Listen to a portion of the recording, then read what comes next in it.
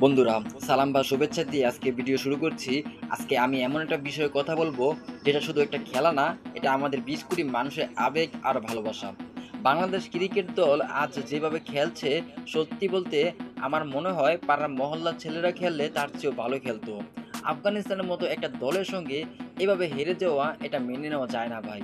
আজকে ভিডিওতে আমরা খুলে বলবো কোথায় ভুল হচ্ছে, কে ভালো খেলছে আর কেন আমাদের দল এই অবস্থায় চলে গেছে। আজকের ম্যাচে যারা খেলা দেখছেন তারা বুঝছেন এই খেলা।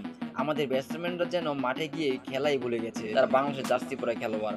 একজন সাহিব ব্যাটে কিছু ঝলক দেখালো, বাকিরা যেন বলের সামনে দাঁড়াতেই ভয় পাচ্ছে। ভাই, আফগানিস্তানের বোলিং এমন কিছু ছিল না যে আমাদের একের পর এক উইকেট হারাতে হবে। আমাদের টপ অর্ডার যেন নিজের ছায়াকে চিনতেই পারছে না। ভাবো তো ভাই, আজ যদি এই একই খেলা ভারতের বা পাকিস্তানের সঙ্গে হতো তাহলে কি হতো ভাই? আমরা তো আফগানিস্তানের সঙ্গে ২০ ওভার খেলতে পারছি। আমরা তো আফগানিস্তানের সাথে ২৫ ওভারে অল উইকেট পড়ছে। আর যদি ইন্ডিয়ার বা পাকিস্তানের সঙ্গে খেলা হতো তাহলে ১৫ ওভারে সব অল উইকেট পড়ে যেত। যেভাবে বাংলাদেশের যে খেলোয়াড়। এভাবে চললে আন্তর্জাতিক লেভেলে কেউ আমাদের সিরিয়াসলি নেবে না। ক্রিকেট এখন পেশাদার খেলা। এখানে আবেগ নয়, প্রস্তুতি জেতা লাগে। বন্ধুরা, আমি জানি তুমি আমি মাঠে না থাকলেও আমাদের বুকের ভেতরটা জ্বলে যায় যখন দেখি বাংলাদেশ এভাবে হারে।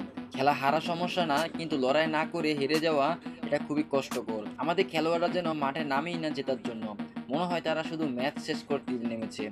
এই কষ্টটা এই কষ্টটা শুধু ভক্তরাই বোঝে। দেখো ভাই, আমি মনে করি আমা- আমাদের দলের সবচেয়ে বড় সমস্যা মানসিকতা। একজন খেলোয়াড় ফর্মে থাকলে তাকে সাপোর্ট করা উচিত, বরং টেনে নামানো নয়। ম্যানেজমেন্ট পরিকল্পনা নেই, কোচিংয়ে নতুনত্ব নেই, আর বোর্ডে যারা বসে আছে তারা মাঠের ভিতরে বাস্তবতা বোঝে না। তাদের দরকার শুধু রিপোর্ট, পারফরমেন্স। তবে একটা কথা না বললেই না, সাইফ সত্যি নিজের জায়গা থেকে দারুণ খেলেছে। ওর মতো যদি ৩ জন খেলোয়াড় মাঠে মন দিয়ে খেলতো তাহলে আজকের স্কোর লজ্জার হতো না। উনি একাই দেখিয়েছে ইচ্ছে থাকলেই পারা যায়। বন্ধুরা, আজকের এই ভিডিও শুধু একটা রাগ না, এটা এক ধরনের কষ্টের চিৎকার। আমরা সবাই চাই বাংলাদেশ আবার মাথা উঁচু করে দাঁড়াক। খেলায় হার জিত থাকবে, কিন্তু আবেগ, চেষ্টা আর লড়াইটা যেন মাঠে দেখা যায়। বাংলাদেশের ক্রিকেটের জন্য আমার ভালোবাসা চিরদিনের। তোমরা কমেন্টে জানাও তোমার মতামত। আজকের ম্যাচে আসল দোষ কোথায় ছিল? আর যদি ভিডিওটা ভালো লাগে একটা লাইক দিও, সাবস্ক্রাইব করো। কারণ আমি পরে ভিডিও বানাতে উৎসাহিত পাই। সে পর্যন্ত তো আজকে ভালো থেকো। আল্লাহ হাফেজ।